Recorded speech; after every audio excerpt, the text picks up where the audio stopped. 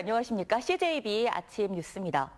이번 추석 연휴 기간 응급의료 대란이 우려되는 가운데 충청북도가 비상의료대책을 발표했습니다. 이 군의관과 공보위를 확대 파견하고 일반 경의원의 운영도 지난 설과 비교해 2배 가까이 늘렸다는데 근본적이고 구조적인 한계가 있어 보입니다. 이태현 기자입니다. 추석 연휴를 대비해 충북도는 충북대병원 응급실 의사 인력으로 군의관 2명을 지원합니다. 이미 지원된 인력까지 포함하면 충북대병원에서 일하고 있는 군의관, 공보위는 모두 12명. 하지만 이들 모두 응급실 근무를 거부해 중환자실이나 일반 병동 등에 배치됐습니다. 충주의료원 역시 이번 연휴 기간 비상진료를 위해 공보위 4명을 파견받지만 응급실 투입은 아닙니다. 이분들이 응급실 근무를 안 한다고 그래서 거기 자체 병원 내에서 이제 응급실에는 다른 그 자체 인력이 들어오고 이제 그 공보위나 군의관들은 다른 과 가서 근무하는 중환자실이나 병동이나 이렇게. 이런 가운데 충북도는 상급병원 응급실에 쏠림 현상을 막기 위해 이번 추석 연휴 당직 지정 일반 병의원과 약국을 확대했는데 실효성에는 의문이 들고 있습니다. 2,779곳의 병의원과 약국이 문을 연다는데 이는 지난 설명절과 비교하면 2배 가까이 증가한 것입니다. 하지만 일반 의원들의 경우 토요일 하루만 운영하는 곳이 대부분이고 추석 당일인 화요일은 당직을 서는 병의원이 충북 전체에서 35곳에 그칩니다. 자치단체 차원의 비상응급의료 대책에 근본적인 한계가 있을 수밖에 없는 현실에서 그래도 충북도는 응급실 병상을 확대하는 등 가용 의료 자원을 총동원하고 있습니다. 연휴 기간 24시간 운영되는 도내 응급의료기관 22곳에 전담 책임관을 배치해 특이사항 발생에 대처하고 하루 평균 20곳 이상의 보건소가 진료 기능을 유지합니다. 충주의료원은 응급실 병상과 중환자실 병상을 확대하고 공공병원에 19억 6천만 원의 재난관리기금이 지원됩니다. 북부 쪽에 제천, 단양, 충주권 같은 경우는 원주 세브란스 병원 쪽을 저희가 좀 협력을 좀 요청하고 있고 또 영동, 옥천 지역 같은 경우는 사실 청주보다는 대전 지역이거든요. 대전 쪽에 저희가 협조 요청해가지고 의사들의 집단 행동 이후 처음으로 맞는 명절 연휴. 보건당국은 연휴 기간 응급의료 포털과 지자체 홈페이지 등을 통해 진료 가능한 병의원을 최대한 활용해 줄 것을 당부했습니다. CJB 이태현입니다. 이례적인 폭염과 가뭄이 지속되면서 배추 농가 피해가 속출하고 있습니다. 배추가 하얗게 말라 죽어가는가 하면 병충해도 심해서 정상적인 수확이 어려운 농가가 부지기수인데요. 이대로라면 올겨울 배추가 폭등 불가피할 것으로 보입니다. 최연석 기자가 취재했습니다. 괴산군 청천면의 한 배추밭입니다. 충북의 배추 주산지인 만큼 배추밭이 곳곳에 눈에 띄지만 생육이 예전 같지 않습니다. 35도 안팎의 폭염이 지속되고 가뭄까지 겹치면서 배추가 하얗게 말라 죽어가고 있습니다. 병충해도 심해 성한 것을 찾아보기 힘들 정도입니다. 아침 저녁으로 물을 대고 안간힘을 써보지만 속수무책입니다. 앞으로 2, 3일 안에 비 안 오면은 금년도 김장 아마 대란 올 걸로 예상을 하고 있어요. 이미 배추 심은기 이쪽 지역에는 한 30, 40%가 없어져 버렸거든요. 청주시 내수읍의 또 다른 배추밭. 5,000제곱미터에 이르는 이 배추밭은 멀쩡한 것 하나 없이 다 타 죽었습니다.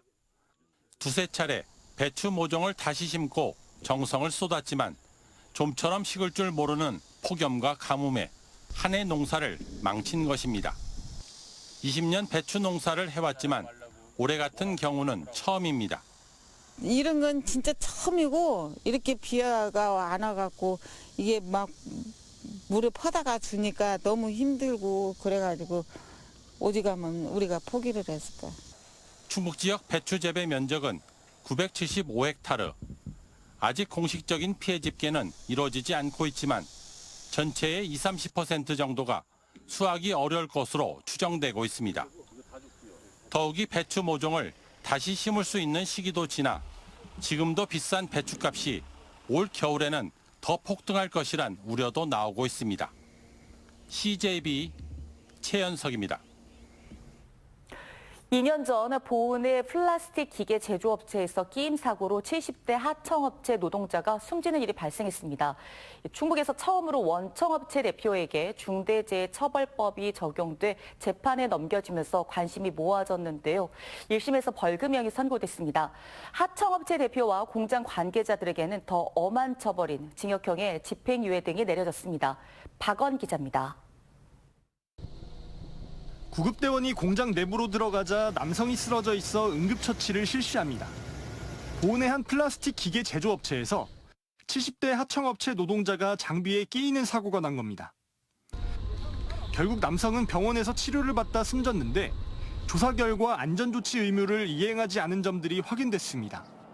이 사건은 검찰이 도내에서 처음으로 원청업체 대표에게 중대재해처벌법 위반 혐의를 적용해 재판 결과에 관심이 모아졌습니다. 청주지방법원은 1심에서 원청업체 대표에게 벌금 3천만 원과 해당 법인에 벌금 1억 원을 선고했습니다. 재판부는 업체에서 사고 전 중대재해 전담팀을 구성했지만 형식에 그친 것으로 보이고 법의 취지에 따라 피고인에게 엄중한 책임을 물을 필요가 있다며 양형 이유를 설명했습니다. 다만 법 시행 2달이 채 되지 않아 단기간 안에 현실적으로 안전 확보 대책을 세우기에는 어려움이 있었고 유족이 합의해 처벌을 원하지 않는 점 등도 참작했다고 밝혔습니다. 한편 산업안전보건법과 업무상 과실치사 혐의로 함께 기소된 하청업체 대표에게는 징역 10월에 집행유예 2년, 원청업체 공장장과 팀장에게는 각각 징역 6월과 금고 6월에 집행유예 2년을 선고했습니다. CJB 박원입니다. 정치 경력 등을 놓고 논란을 빚었던 노동영 변호사의 충청북도 정책 수석 보좌관 내정이 철회됐습니다. 앞서 국민의힘 소속 도의원 등 국민의힘 지지층 사이에서는 국민의힘을 탈당한 뒤 충북 민주시민연대 비상대책위원장을 맡아 윤석열 대통령 탄핵운동을 주도했던 노 변호사의 이력 등을 문제 삼아 내정에 반대해왔습니다. 정책보좌관 내정 이후에도 노 변호사가 충북 민주시민연대 모임에 참석한 게 내정 철회의 결정적인 계기가 된 것으로 알려진 가운데 정책보좌관 자리는 당분간 공석이 불가피해졌습니다. 중고거래 플랫폼인 당근마켓의 20회 제천국제음악영화제 공연 티켓 다수가 절반 이하의 가격에 판매돼 논란이 일고 있습니다. 제천 국제음악영화제 기간 동안 제천과 충주 지역 등에서 원썸머나잇 입장권을 싸게 팔고 산다며 올라온 당근 거래 건수는 20건에 달합니다. 원썸머나잇은 관객석으로 폭죽이 날아와 17명이 부상을 입었던 공연으로 적게는 5,000원에서 50% 이하 싼 가격에 판매돼 20년 전통의 영화제 위상에 아쉬움을 남겼습니다. 태국이 아시아권 최초로 2025 청주 공예 비엔날레 초대 국가로 선정됐습니다. 태국은 전통과 현대의 조화로운 공예로 높은 평가를 받아 아시아권 첫 주변국으로 선정됐는데요. 한리의 본 고장에서 공예 예술의 진면목을 선보이게 됩니다. 장원석 기자입니다. 내년 개최되는 청주 공예 비엔날레 초대 국가로 태국이 선정됐습니다. 지난 2007년 초대 국가 제도가 도입된 이후 아시아권에서는 처음입니다. 이범석 청주시장과 코이트 파카마트 태국 현대문화예술국장이 이를 위한 업무 협약을 맺었습니다. 정부 기관인 태국 현대문화예술국은 자국의 문화예술 발전을 지원하며 태국 비엔날레도 주관하고 있습니다. ประเทศไทยโดย OCAC จะพยายามทำให้ดีที่สุดแล้วก็จะส่งศิลปินที่สร้างผลประโยชน์ร่วมกันทั้งสองประเทศเพื่อความยั่งยืนต่อไปในอนาคต 태국의 공예 문화를 선보일 총괄 감독도 선정했습니다. 광주 공예 비엔날레 공동 감독을 역임한 그리티아 가위웡으로 지난해 태국 비엔날레 예술 감독을 맡는 등 현대미술 글로벌 리더라는 점이 높은 평가를 받았습니다. 태국 방문단은 청주 공예 비엔날레 주 무대인 문화제조창 등을 둘러보고 정부 차원의 지원과 협력 방안도 모색할 방침입니다. 태국은 전통 공예와 현대 공예가 발전한 나라입니다. 초대국가로 선정을 해서 내년 공예 비엔날레에 전시도 하고 우리 청주와 다양한 문화교류 협력을 추진할 계획입니다. 2025 청주 공예 비엔날레는 내년 9월부터 역대 최장인 60일간 세상짓기, 리크래프팅 투머로우를 주제로 문화제조창 일원에서 개최됩니다. CJB 장원석입니다.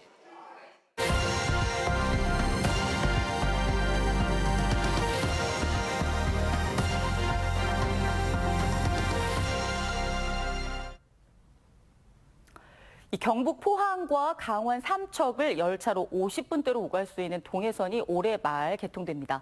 전체역의 70% 이상이 경북 동해안 지역에 들어서 교통 오지였던 이곳 주민들의 기대가 커지고 있습니다. TBC의 양병훈 기자가 보도합니다. 현재 우리나라 철도 노선을 보면 영덕과 삼척 사이 122km가량 구간에 철길이 없습니다. 동해안 지역이 교통 오지로 불리며 상대적으로 발전이 더뎌진 가장 큰 이유입니다. 이 지역에도 드디어 철도 시대가 열립니다. 선로는 다 깔렸고 열차에 전기를 공급하는 전선에는 25,000V 전류가 흐릅니다. 올해 말 개통을 앞두고 지난 4일부터 시설물 점검 작업이 한창입니다. 시설물 검증 시험 이후에 11월부터 영업 시운전이 시작되게 되고 영업 시운전은 실제 개통 이후의 상황과 동일한 조건으로 해서 영업 시운전 시험을 하게 됩니다. 6년 전 개통한 포항 영덕 구간을 합치면 총 연장 166.3km인 동해선이 착공 16여 년 만에 완공되는 겁니다. KTX 마음 열차 기준으로 포항에서 삼척까지 54분이 걸리고 사업비는 3조 4천여억 원이 들었습니다. 동해선에는 최고 시속 150km인 ITX 마음과 완행인 누리로 열차가 우선 투입되고 탑승 실적과 수요를 분석한 뒤 2026년부터 최고 시속 260km인 KTX 마음이 운행될 것으로 보입니다. 울진 읍내에 들어선 울진 역사의 공정률은 98%입니다. 울진군에는 이 역을 포함해 모두 7개 역이 들어서 동해선이 지나는 지하철 가운데 가장 많습니다. 그만큼 주민들의 기대도 큽니다. 철도가 개통되면은 좀 더 그 관광객이 많이 유입되고 울진 경제가 좀 많이 활성화돼서 저도 좀 더 돈도 많이 벌고 그러고 싶습니다. 울진군도 관광 상품을 개발하고 관광객들의 편의를 높이는 방안 마련에 나섰습니다.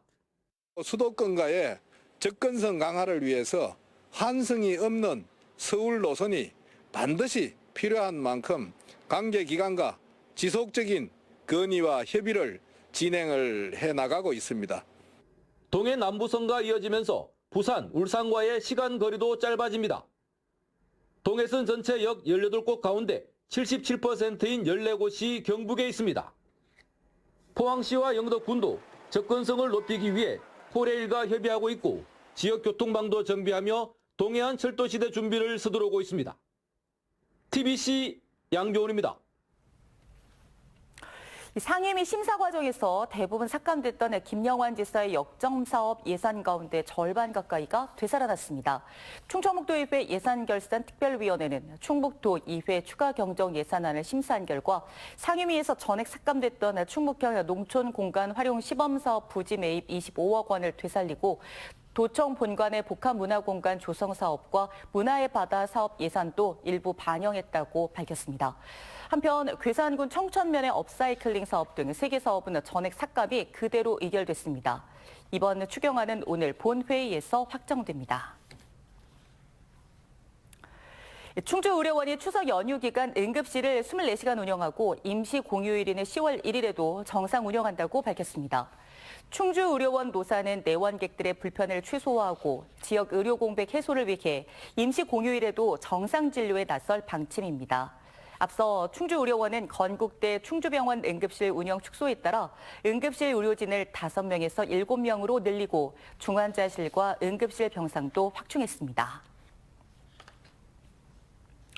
충청북도교육청은 어제 충북 영재 노벨 프로젝트 최종의 사전 연수를 실시했습니다. 이 프로젝트는 충북의 영재들에게 노벨상 수상자를 가장 많이 배출한 영국과 노벨상의 본거지인 스웨덴에서 두 국가의 연구 환경과 연구 문화를 접해보는 기회를 제공해 노벨상의 꿈을 키워주는 사업입니다. 이번 사전 연수는 학생 및 교사, 학부모 등 80여 명을 대상으로 특강과 함께 안전교육을 진행했습니다.